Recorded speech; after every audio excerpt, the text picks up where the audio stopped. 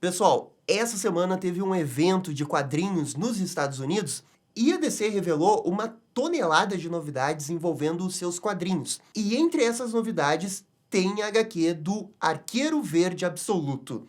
Sim, o Arqueiro Verde está de volta no universo absoluto. Depois de ter morrido lá no Absolute Evil, pelo jeito ele volta agora como um serial killer. Mas também não é só isso, porque a DC revelou a nova formação dos Jovens Titãs. E que não tem nada a ver com a formação clássica dos Jovens Titãs. É algo 100% novo e com o Capuz Vermelho como grande líder. E além disso, eu vou fugir um pouco de DC porque foi anunciado um novo reboot do Ben 10. Só que não é em animação, é no quadrinho. A gente vai ter um quadrinho novo do Ben 10 que vai contar toda a nova origem dele e vai ser uma pegada mais séria, um pouco dark. E esse remake conta com alguns dos criadores lá da época do desenho original. Temos algumas imagens aí das páginas das HQs e dos aliens. E pessoal, a galera já tá reclamando do design dos aliens. Vamos ver se esses aliens estão tão feios assim. Vamos atualizar a situação da venda da Warner, porque foi confirmado que no dia 20 de março a gente vai ter definições. E o CEO da Netflix, o Ted Sarandos, falou um pouco sobre a janela de distribuição dos filmes. Mudou um pouco o discurso, hein? Será que é o medo da Paramount chegar? E finalmente temos novidades envolvendo as datas de gravações de Homem do Amanhã e The Batman Parte 2. Enfim, gente, tem muito assunto no vídeo de hoje. Roda a abertura e vamos lá!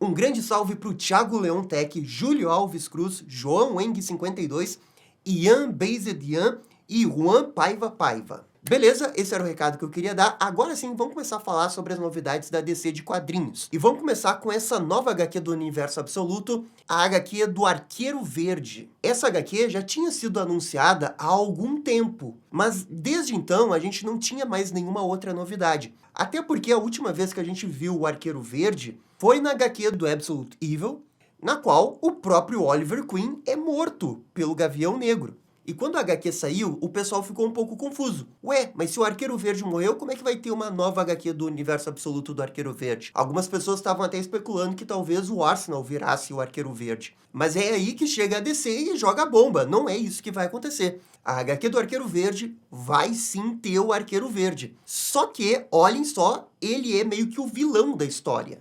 E quem vai ser a protagonista mesmo é a Canário Negro. A história está sendo escrita por Pornsak e ilustrada pelo brasileiro Rafael Albuquerque. E olha só, a gente já tem algumas imagens aqui do Arqueiro Verde. E detalhe que o Arqueiro Verde está com esse visual puxando mais para uma coisa assustadora. E isso tem tudo a ver com a própria história. A DC deu uma sinopse de que um serial killer vai estar massacrando vários bilionários corruptos. E a única pista que esse serial killer deixa é uma flecha verde cravada no corpo das vítimas. E é aí que vai entrar a Dinah. Ela quem vai investigar essas séries de assassinatos. E todas essas vítimas possuem uma ligação com o Oliver Queen, que até então todo mundo acha que só morreu. Cara, a proposta dessa HQ é muito ousada. Fazer o Arqueiro Verde, pelo menos nesse primeiro momento, ser o grande vilão, ele talvez sendo o serial killer, é uma premissa bem ousada. Eu tô pensando aqui se esse Arqueiro Verde não é até o próprio Oliver, que de alguma forma ressuscitou depois de ter sido morto, e aí ele volta com raiva, matando as pessoas. E aqui a gente tem duas páginas da HQ que são ilustradas pelo Rafael Albuquerque, e dá pra ver que tá muito bom, né? As cores, principalmente, estão excelentes. Tudo vermelho contrastando com o Arqueiro Verde e ele matando o cara.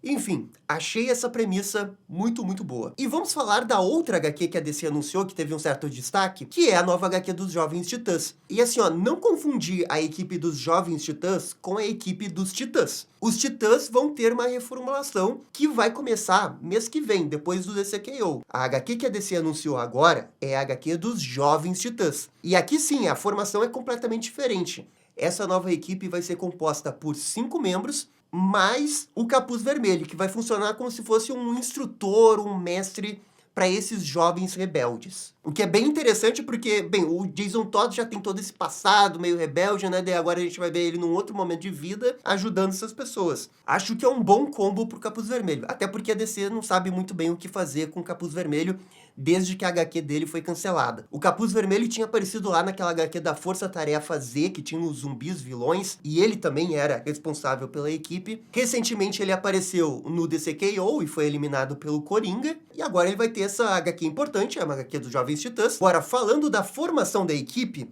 a gente tem o Fair Play, que é o filho do Mr. Terrific. A gente tem a Shazire Cat, que é a filha do Arsenal. A gente tem a Flatline, que pra quem não lembra é aquela namorada do Damian Wayne. E aí a gente tem dois personagens que são novos. Um que é esse loirinho aqui, que tem um símbolo de raio na jaqueta, que eu até fiz uma piada aqui que parece o Naruto, e a DC tá chamando o Naruto pra equipe dos Jovens Titãs. E a gente tem esse outro aqui que tá com uma camiseta do Porta dos Fundos. Mas realmente, não temos informações desses dois personagens, nem nomes, nem de onde eles vieram. A sinopse é bem simples, né? É uma nova geração de heróis hipercapacitados e conectados. E eles estão tentando descobrir a verdade do que aconteceu com uma série de adolescentes que desapareceram. Parece uma HQ legal? Vamos ver como que os fãs vão reagir a isso? Historicamente, quando a DC tenta fazer uma equipe dos Jovens Titãs com uma formação não convencional, geralmente não dá certo. Ou pelo menos os fãs não têm uma boa relação com essa HQ.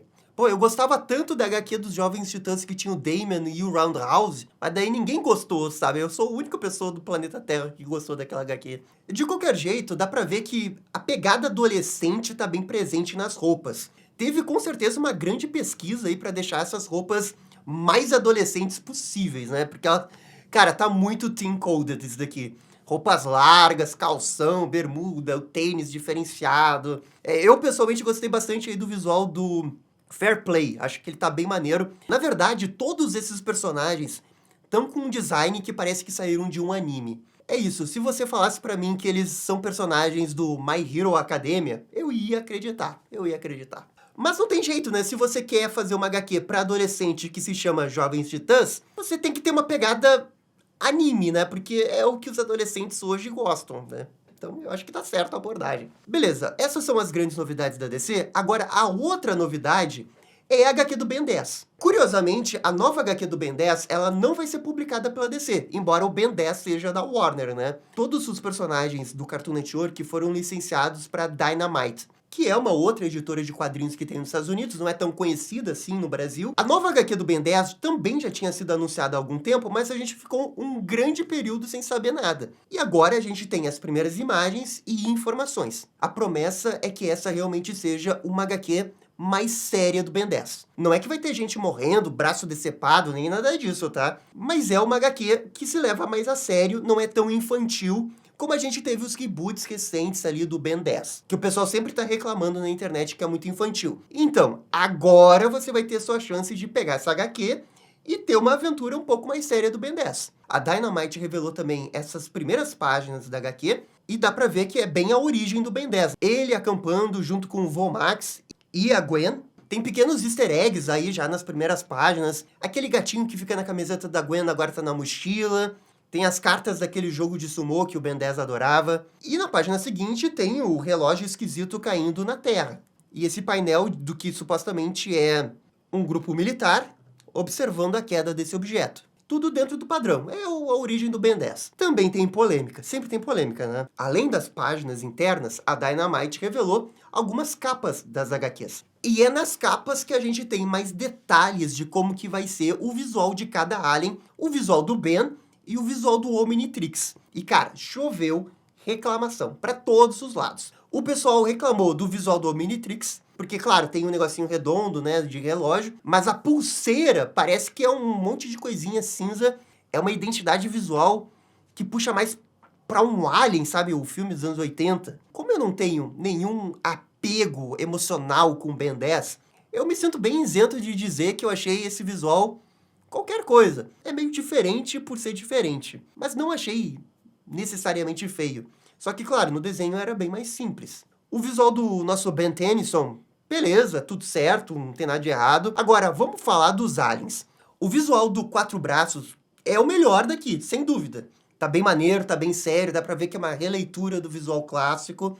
Beleza, vamos seguir pro próximo. É o Bola de Canhão. O Bola de Canhão, sim, tá estranho. Cara, coitado do Bola de Canhão, parece que ele tomou Ozempic, não tá legal ele não, velho. Ficou estranho ele. Não gostei, não gostei. Aqui a gente tem o Massa Cinzenta, que é o mais diferente. Ele tá com uma textura no rosto, o fundo do olho é branco, não aquele verde. É uma tentativa de deixar mais alien. Agora, o XLR8, ele tá bem diferente. Se você der zoom ali, ele tá com uma textura muito alien, muito alien. Esse daqui que eu acho que perdeu toda a aura do XLR8. E olha que eu nem sou fã de Ben 10, mas eu reconheço que os designs dos aliens originais são excelentes. E aí tiraram toda a graça do XLR8 aqui. Perdeu toda a graça. Aqui você também tem o Chama, o Diamante e o Insectoide. Sendo bem sincero, eu acho que eles não estão ruins, tirando o XLR8. Mas é uma questão de se adaptar. Tem que ver como vai ficar no traço da HQ. É compreensível eles quererem mudar, né? Já que a própria história vai ser mais séria. Né? Não dá pra ter aquele traço que era bem infantil do desenho. Poderia tirar um pouco a graça de querer acompanhar algo novo, né? Um reboot, alguma coisa diferente de Ben 10. Olha, de qualquer jeito, eu acho que fazer esse reboot é uma ótima ideia. Tinha um monte de gente reclamando que não faziam nada de Ben 10, que quando saía era tudo infantil. Pô, bacana que vai ter uma história para pessoas um pouco mais velhas, que não é para adulto, mas é tipo para adolescente e tal. Se vocês querem que a gente faça um vídeo da HQ com história completa da HQ, comentem aqui embaixo. Beleza, vamos pro próximo assunto aqui, que é a questão da venda da Warner. A Warner anunciou que no dia 20 de março vai fazer uma reunião para os acionistas votarem na proposta da Netflix, para aprovar de vez essa compra. Em paralelo a isso, até chegarmos lá, tem essa conversa que foi confirmado que vai acontecer da Warner com a Paramount. É por isso que o negócio não está encerrado. Mas a especulação de que iria ter mais reunião, ela se confirmou. Mas ainda é muito improvável que aconteça uma grande reviravolta. A própria Warner acabou de lançar um site que orienta os seus acionistas a votarem para a Netflix. E nesse site eles explicam tudo. Por que vale muito mais a pena ser a Netflix, porque se juntar as duas empresas vai ser uma empresa no valor de 300 bilhões de dólares, vai ter pouca dívida.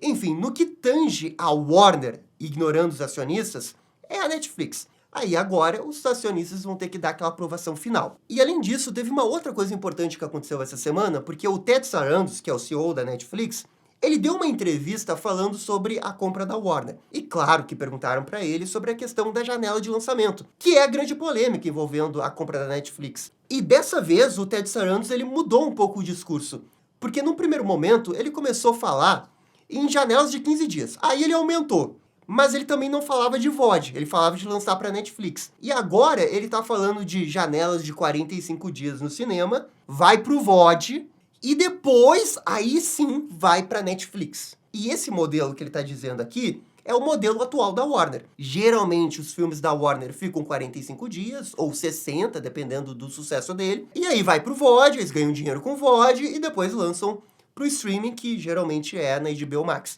Essa nova postura do Ted Sarandos é para deixar bem claro que ele não quer ter nenhum ruído. Ele quer deixar bem claro, a comunicação dele tem que ser bem clara, de que, ó, com a Netflix comprando, nada vai mudar. Isso daqui é um recado não para nós, consumidores.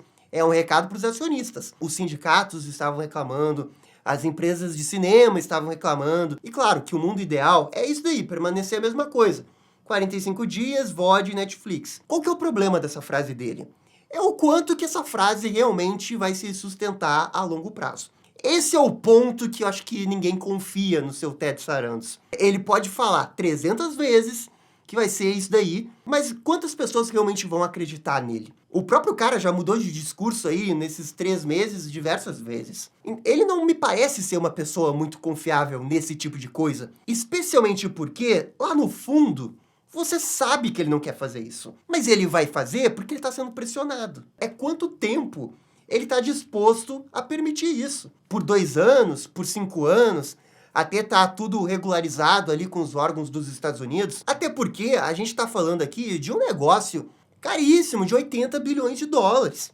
Por 80 bilhões de dólares, velho, o cara vai mentir até pra mãe dele. Isso é óbvio. Eu não acredito na frase dele, tá? Não acredito. mas, né, quem sabe ele esteja falando a verdade. Quer dizer, acredito que no primeiro momento isso realmente vai acontecer, mas daqui a 2, 3, 2030, aí eu já não tenho tanta certeza. Esse negócio de lançar no VOD, eu aposto, daqui a 5, 6 anos, é a primeira coisa que eles vão tirar. Não vamos mais lançar no VOD, vai sair direto pra Netflix. Aí tá, beleza, vai ser a primeira mudança. Porque é bem estratégia da Netflix, né? Chega de mansinho, primeiro muda uma coisinha que meio que ninguém se importa, aí depois muda uma outra coisinha, aumenta o preço, tira compartilhamento de senha.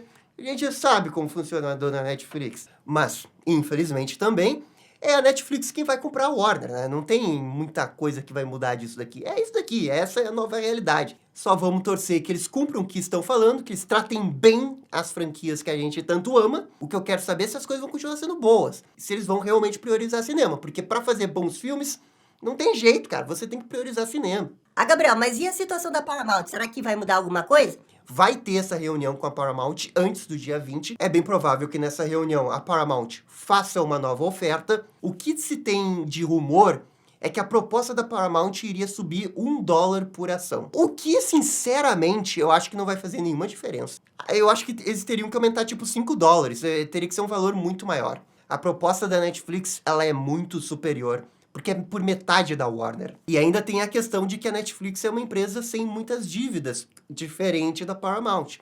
Só que não dá pra cravar nada disso, porque é a Paramount com seu Ellison, que tem o glitch lá do dinheiro infinito. Se ele quiser dar 120 bilhões de dólares, ele pode dar. Só que a gente não sabe o quanto que ele quer dar. Mas dinheiro ele tem. Galera, a verdade é que essa novela, ela vai continuar por mais 30 dias, mas entendam que existe uma pequena chance de ter uma reviravolta. Nessa altura do campeonato, eu achava que o negócio já tinha sido resolvido, mas teve essa mini reviravolta. Agora, talvez, tenha uma outra reviravolta? Aí eu acho que não. Aí eu acho que vai parar por aqui e no dia 20 de março o pessoal vai aprovar realmente a compra da Netflix. E vamos aqui para o nosso último assunto, que envolve essa reportagem da Variety, que atualiza a situação dos 2 grandes filmes da DC no ano que vem. A matéria diz que O Homem do Amanhã vai ter suas gravações iniciadas daqui a algumas semanas. O site não entra em detalhes do que são essas gravações. Talvez, num primeiro momento, essas gravações iniciais sejam mais aquelas gravações externas que envolvem a segunda unidade. Provavelmente não é a equipe principal ainda, não é com James Gunn, não é com David Corenswet. As principais devem ocorrer ali no mês de abril ou maio. Inclusive, é em maio que a gente vai ter as gravações do The Batman Parte 2. Surgiram rumores que essa semana a gente teria algum tipo de gravação no Reino Unido, mas isso não se confirmou. O que a gente tem é que, realmente, The Batman vai ser gravado ali em maio. E que bom que esses filmes estão andando tranquilamente. Depois de tanto tempo esperando, principalmente pelo The Batman Parte 2, o que a gente mais quer é que o filme seja feito com calma, bem feito, né? Porque o hype pro The Batman Parte 2 realmente tá muito alto, pelo menos pra mim. Mas galera, essas são as novidades de hoje. Por favor, comentem aqui embaixo. E no mais, muito obrigado por assistir o vídeo até o final. Eu fico por aqui e vocês estão ligados, Dale DC. E esse foi o vídeo com as novidades da DC. E aí, gostaram, não gostaram? Deixem suas opiniões nos comentários. E se curtiram o vídeo, deixe aquele joinha e inscreva-se no canal para ficar sabendo absolutamente tudo sobre Batman. Obrigado, gente, e até a próxima. Tchau, tchau.